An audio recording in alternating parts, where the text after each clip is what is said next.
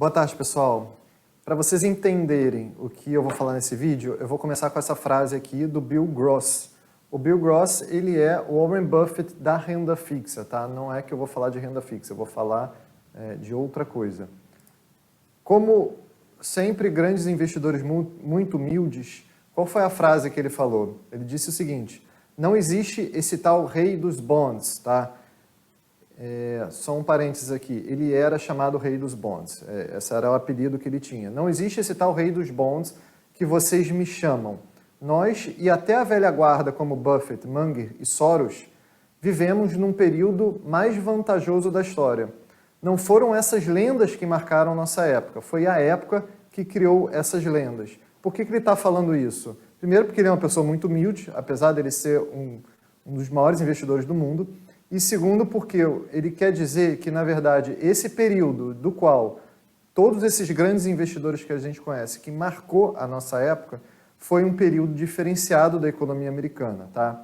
E como é que eu posso exemplificar isso? Esse gráfico aqui, ele mostra isso de forma muito clara. Então, por exemplo, já que eu falei do Bill Gross, que opera bonds, que são títulos de renda fixa, eu mostro aqui um gráfico de como esse período na história americana foi bastante diferente de outros períodos da história em relação a crescimento de dinheiro, né? Crescimento a rentabilidade, nesse caso aqui, nesse exemplo, dos Treasury Bonds, dos títulos do Tesouro. Então, se você perceber, a década de 80, o início da década de 80 até a crise ali de 2008, você teve disparado um dos maiores períodos de maior rentabilidade da história, que não há nenhum tipo de comparação com nenhum outro, pelo menos da economia americana. E se você pegar também a parte de bolsa, você também vê uma discrepância gigante entre esses outros períodos,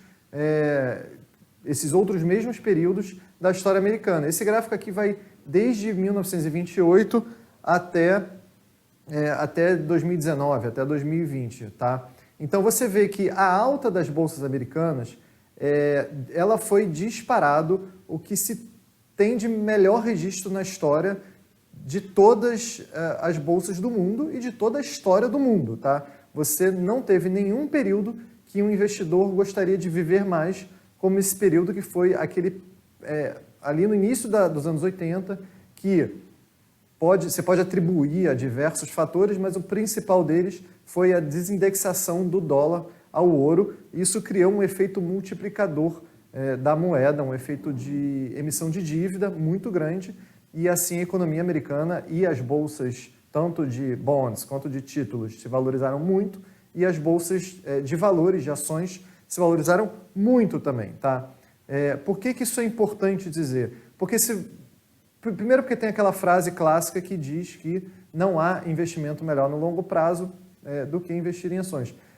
Segundo, porque além desse ter sido o melhor período na história americana, a própria história americana já é uma história, o século XX já é um século onde as bolsas em todos os períodos subiram muito, mesmo nos períodos que eu mostrei aqui, que foram rentabilidades menores, mas se você compara com outros países, por exemplo, você vai ver que nem sempre no longo prazo você teve bolsas que rentabilizaram muito bem. Então, por exemplo, eu tenho um exemplo aqui do Japão. São gráficos que se iniciam, por exemplo, aí na década de 90.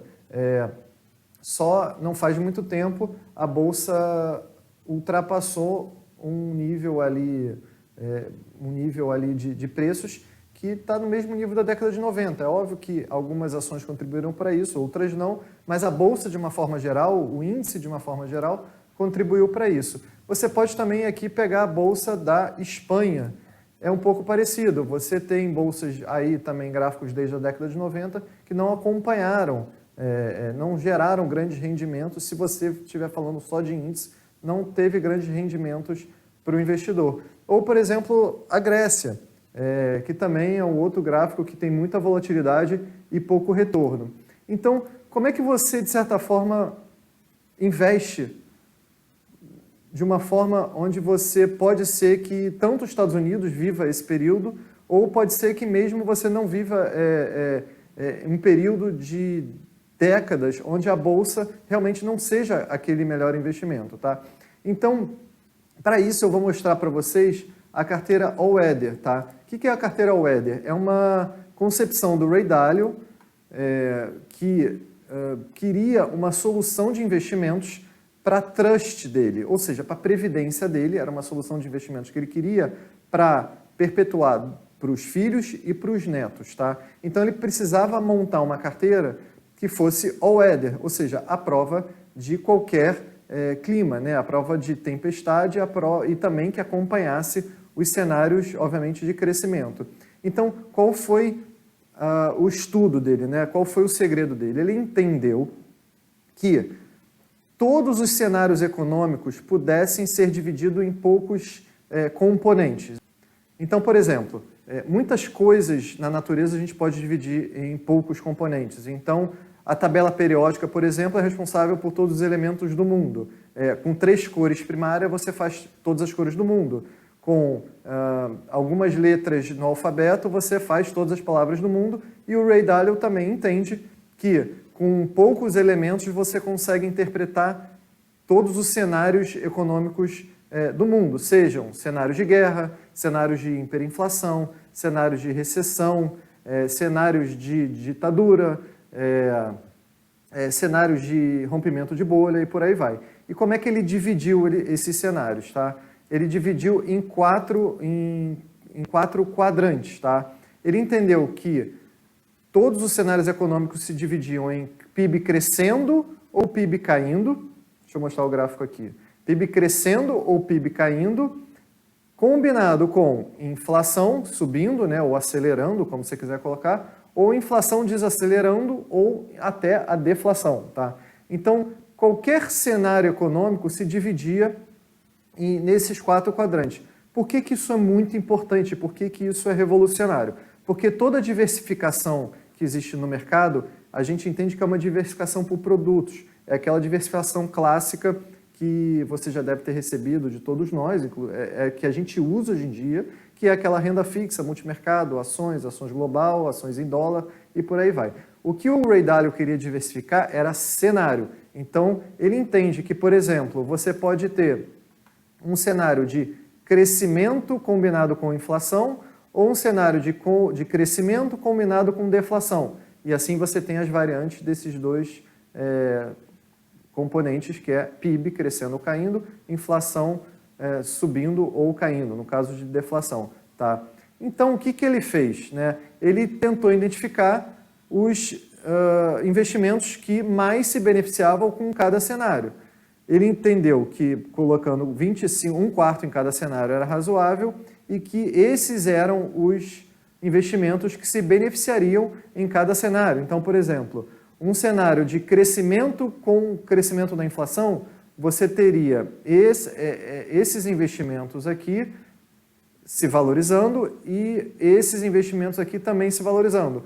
Um cenário, por exemplo, de crescimento com deflação, você teria esses investimentos aqui se valorizando, combinado com esses investimentos aqui se valorizando, porque aqui, no caso, é um crescimento com queda da inflação ou com deflação. Então, assim, ele montou a carteira All-Weather dele, tá? E aí, na verdade, a carteira All-Weather dele, ela ficou famosa, não foi nem tanto por causa do livro que o Ray Dalio escreveu, que é o Principles. Na verdade, a carteira do Ray Dalio, que é a All-Weather, ficou famosa por conta do Tony Robbins. O Tony Robbins é um coach famoso, escritor de livros, ele dá palestras pelos Estados Unidos todo, e ele ficou famoso porque ele escreveu e ele entrevistou o Ray Dalio, tá? E perguntou para o Ray Dalio e exigiu do Ray Dalio que o Ray Dalio entregasse a ele e aos leitores dele uma forma simplificada da carteira All-Weather, que ele chama, uma forma simplificada que todo investidor de varejo pudesse reproduzir. Tá? Por que o Ray Dalio entregou isso de mão beijada para o Tony Robbins? Primeiro porque o investimento da Bridgewater nesse fundo All-Weather, na ocasião, o mínimo era de 100 milhões. E também porque os investidores de varejo não competiriam mesmo se o Ray Dalio entregasse essa fórmula de bandeja para o Tony Robbins. E aí, junto com o Tony Robbins, ele desenvolveu, somente com alguns ETFs, uma reprodução do que seria essa carteira Weather. E aí ele chegou nessa combinação aqui de ETFs, que estão, assim, para quem opera nas corretoras americanas, você consegue encontrar elas facilmente. Obviamente, para o brasileiro, ela faz um pouco menos de sentido, porque é uma carteira muito focada no americano, tá? Por que eu estou dizendo isso? Porque um cenário de inflação, por exemplo, se você tem um cenário de inflação onde você tem uma desvalorização da moeda, para o americano, onde o dólar, de fato, é uma das moedas mais valiosas do mundo, é uma das moedas mais seguras do mundo, a desvalorização do dólar, você precisa buscar uma moeda mais primitiva. No caso, seriam as commodities e o ouro. Para um brasileiro, por exemplo, uma desvalorização do nosso real implicaria, por exemplo, se você tivesse dólar, você estaria protegido dessa desvalorização do real. Então, talvez essa carteira para um brasileiro pudesse ser substituída em alguma parte dessa parte de commodities e dessa parte em ouro, pudesse ser substituída por dólar. Ou, ainda melhor, você poderia ter essas commodities e esse ouro dolarizados. Então, você ficaria aí mais ou menos... E os outros componentes, como, por exemplo, os bonds americanos, os bonds de curto prazo e os bonds de longo prazo, alguns deles até indexados à inflação, e as próprias ações, você poderia comprar as ações brasileiras do seu próprio país, por exemplo.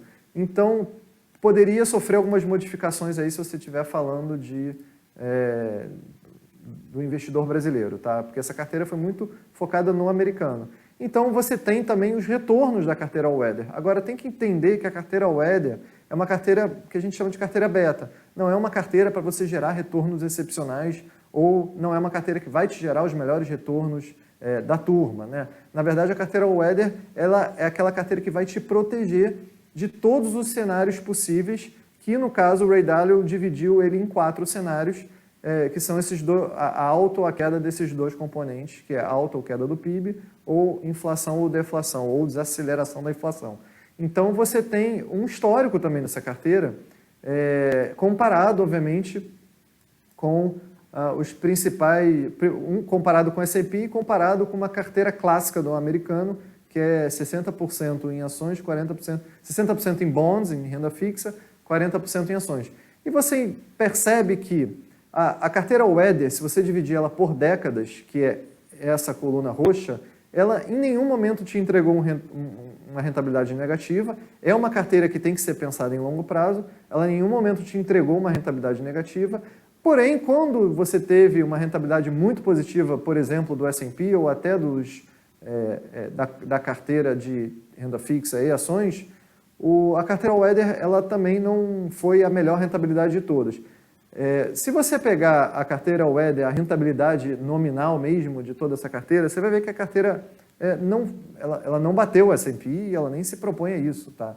Na verdade, a carteira Weather se propõe de ter uma boa rentabilidade razoável nos momentos de bonança, nos momentos de crescimento e te proteger das grandes crises. Ela, de fato, te protegeu das grandes crises. Então, por exemplo, agora a gente está vivendo nos Estados Unidos e também no Brasil um momento, por exemplo, de crescimento combinado com inflação que está cada vez mais surpreendendo a expectativa. Então, isso já seria um quadrante dessa carteira Weather.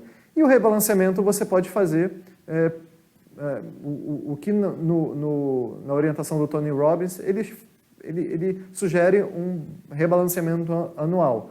Mas eu não imagino que um rebalanceamento semestral ou um rebalanceamento de pouco mais de um ano faria grande diferença. Seria uma coisa bem aleatória, tá? Então, essa que é o tema de hoje e a lição que eu queria deixar, que é uma diversificação por cenário, que é uma diversificação diferente da diversificação que a gente está acostumado, que é a diversificação por produto, né? Ou por classe de produto. Tá bom? Muito obrigado e semana que vem tem mais. Um abraço, pessoal.